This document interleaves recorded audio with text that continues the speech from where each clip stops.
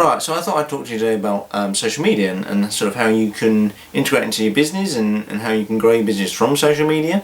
This was kind of brought on with some consultancy work that I have been doing with an individual for their business, and kind of to a certain extent some of the work that I do within a higher education institute at the moment. So you are a small to medium business. I'm just going to say that. This is what it's sort of aimed at, small to medium businesses. And you want to grow your business. Of course, you always want to grow your business. You want to buy the nice house. You want to buy that nice car. You want to buy your wife a nice present. Whatever it is, you want to be wealthy. I mean, let's be honest. We live in a materialistic world. You want to be wealthy. You want your business to grow. You want it to earn more money for you, so you can be better off. And when you retire, you can give it to your kids and all these other bits and pieces that you want to do. So, in terms of that, especially now with the recession and things like this, you want to be able to grow your business, but you don't want to spend too much money doing it. So with PR and marketing, it always costs lots of money. I mean, you know this. PR and marketing costs a lot of money, especially if you go through really professional firms. PR and marketing costs lots of money. Advertising costs money. And you don't really want to be spending too much money, especially if you're a very small business. You don't want to be spending very much money at all. Ideally, you want it to be free. And that's one of the advantages to social media. It is completely free. Of course, yes, you can pay people to do it, and you can pay for software packages and managing packages, so that social media can be better for your business. But essentially, any old Joe can set it up and run it and manage it. So, going from that then, where would you start? Well, there are two key social media outlets, or actually supposedly three social media outlets you're going to be looking at. And that is Facebook, Twitter and YouTube. To a certain or lesser extent YouTube. So where would you actually start in terms of getting yourself out there, getting yourself known? Right, first of all you want to be creating what I would suggest is going with Twitter first. Because Twitter, because it's a microblogging site, it tends to probably be more advantageous for your business, I would say, in terms of it being good PR and good marketing from users and things like this, because they can mention you and they can say how much of a good service or a bad service and they've had from you, which is really, really good. And with Twitter you can create two types of accounts, which is personal and business accounts. Obviously create a business account, choose your mention, so something really nice, short and sweet. So if you're called ABC Computing Services, call it ABC Comp or ABC Computing or ABC IT or something like that. So it's really nice, concise and short. You don't want it too long. You don't want it you don't want it ABC Computing Services Inc. or anything like that, because it's just too long. And because you're limited to 140 characters, when people at you, they don't want to be wasting any more characters than they have to in atting you. So that's one thing you want to look at. Then you want to be looking at Facebook. Now Facebook's it can be a bit complicated for a lot of people, especially if you're going into it new.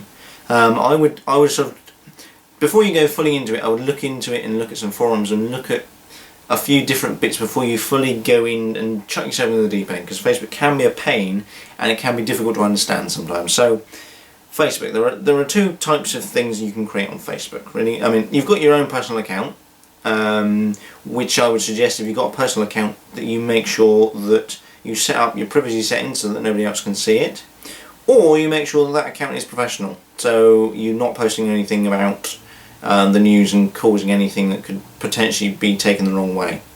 So then you've got the two types of things you can create, which are groups and pages. So pages are things you can like. It's just basically like a business page, and it just lists what you do, it lists information, it lists news, things like this. It's essentially what a website does. People can like it, they can see your news and things like this. Then you've got groups, which people have to join.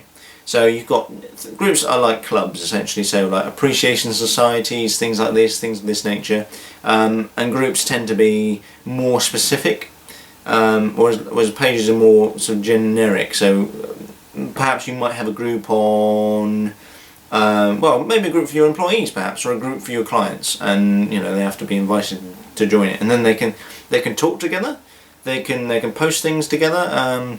If you've got group chat, so you can group. If everybody's on, you can group chat, which is quite handy for collaboration and things like this. And you can also share things on one specific page, so you can actually post things and ask questions and share links and things like this, which is really handy. I think ideally, really for employees more than anything, that's quite handy. And that's pretty much it, really. The two accounts you definitely need to be setting up are Twitter and Facebook. Now, YouTube is one thing you could potentially look into. I would suggest perhaps not so much, but YouTube is a great thing just for hosting video, really. But if you're going to host video, make sure it's professional. Don't go out there and do... Because you know, mainly with like local advertising, say, local advertising tends to be very unprofessional. You listen to... I mean, like down this way we have a thing called Heart. There's also Atlantic FM, and there's also Pirate FM. The adverts on there are so tacky, it's ridiculous. It would actually make me not want to purchase things from these companies or use their services, because some of them are just so crap and tacky. It's just like, why are you bothering? So if you're going to use video and you're going to use stuff like that, make sure it's professional. Don't go down the tacky route, don't be using really rubbish services. If you cannot do it properly, don't do it at all, or get somebody to really do it professionally, because really rubbish advertising and really rubbish videos just don't go anywhere. They really do not. You have to make sure you look professional, and the content is good, concise, accurate, and you know you're not waffling too much like I am at the moment, because that's not what you want. And you're making sure that you are making it as easy and concise for your customers as possible, because they don't want to be looking at a 10-minute video. They want to be looking at something short, sweet, and 3 minutes at the max. Ideally something like 30 seconds. Just like quick, short, snappy thing you can post on your Twitter feed, on your Facebook feed, and on your website as well. So YouTube's probably more ideally suited, like I say, for video hosting as opposed to social media in terms of your users sharing things. So it's more of a... YouTube is a kind of great place to host things for your website, or for stuff like Facebook, Twitter, etc. So you've got that all set up and you know kind of how social media works. Now, how would you then go about getting followers? Well, there's a couple of key things you want to be looking at. Auto following bots. So if somebody posts something about your business, either using your business name or a certain type, so they mention something like the iPad, then you automatically follow them. That then means they follow... Once you follow them, they say you following them, and like, oh, they're following me. I'm quite interested. They look at your page and they say, oh, I'm quite actually interested in that. I'll follow them.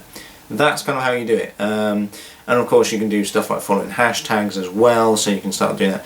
Now, what generally tends to happen with stuff like this, although yes, your business or the business account will then get more, will have more following than followers.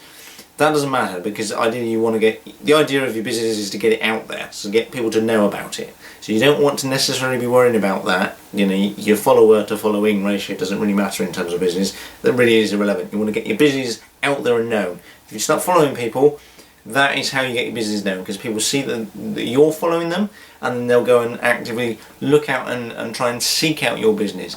So that's sort of one aspect of it, I suppose. And then going on from that, if you're, I'm going to suggest you're going to be the owner of the business. So therefore, in terms of social media, you're probably going to be the one that's going to be administrating it. If you're the one that's going to be administrating it, you need two key things. You need a computer and a smartphone. Smartphones are fantastic. If you don't have a smartphone, you're running a business, where have you been? You really need to get a smartphone, because it allows you to have access to your email on the go, it allows you to use social media on the go, and it allows you to be constantly connected to things. And in terms of business, that's like key. Even if you're on holiday, I know you want to take time out, but if you're an owner, the business is your livelihood. So you want to be actively making sure you're in contact with people all the time. And this is I know this is what most owners do with their business. I know that's what you do. I mean, I've seen it myself. But this is where you want. If you're not doing that, you definitely need to be doing that. You need to be active in your business. Now, if you want to delegate somebody else to manage social media, that's fine. Get them to manage it.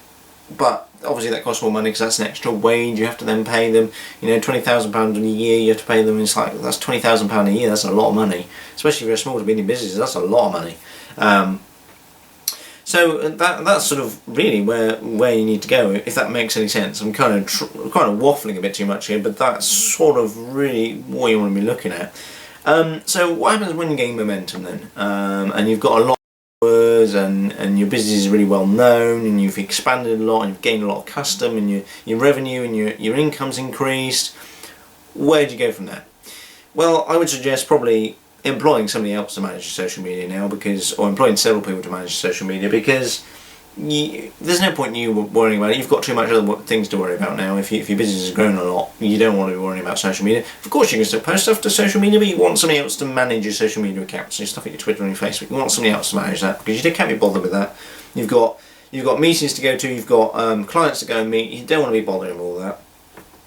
So you want to be using probably what I would suggest a service called Hootsuite. Now Hootsuite is really good for getting different people accessing one account. So with Hootsuite, what you can do is everybody can have their own individual Hootsuite account, and from there they can then link into different accounts. So everybody can then link into one account and then post things to that account, etc, etc. So you can have multiple people managing an account, which is really handy for collaboration, especially for stuff like customer service. If you've got multiple customer service assistants, you want them all to be able to access that social media exchange, so that they can either post stuff, or they can either actually respond to customers who at you customer service requests or moan about your businesses at all.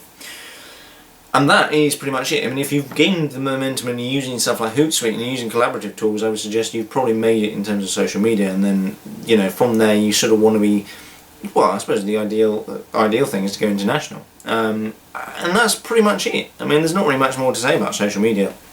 Of course, there are several key things you want to be worrying about, which is that if your employees are on social media, make sure they agree to not disclose anything secretive or anything like that on social media, because that is just not good at all. Anything unprofessional on their part plays very badly in terms of how your business is perceived. So you want to make sure that they're not doing anything that could potentially jeopardise your business, being unprofessional or anything like that. And there's been quite a few cases, as you've seen in the news, where people have been fired and things like this because of what they've posted on social media. So you want to make sure your employees aren't doing anything unprofessional in their social media outlets. I know it's personal, but that's fine. Personal stuff's personal, work stuff's work stuff. Don't mix the two up. It's a bad idea, very bad idea. That's pretty much it, really. I know I've waffled on a lot, but you're more than welcome to @ me on Twitter, AsyChill. If you want any social media advice, that's probably the best way to get hold of me. Or you can email me, asychill@gmail.com even. I'll put the link in the what's it down below. But apart from that, that's kind of it. I mean, I've tried to be as concise and as in-depth as I can, but it's kind of a bit difficult, really. Not knowing your different aspects and knowing what you want to do, but that's pretty much it. You are more than welcome to contact me. I will give you some free advice, and then if you really wanted proper business, of course I can actually give you proper business advice and do some consultancy work for you. But apart from that, that's it.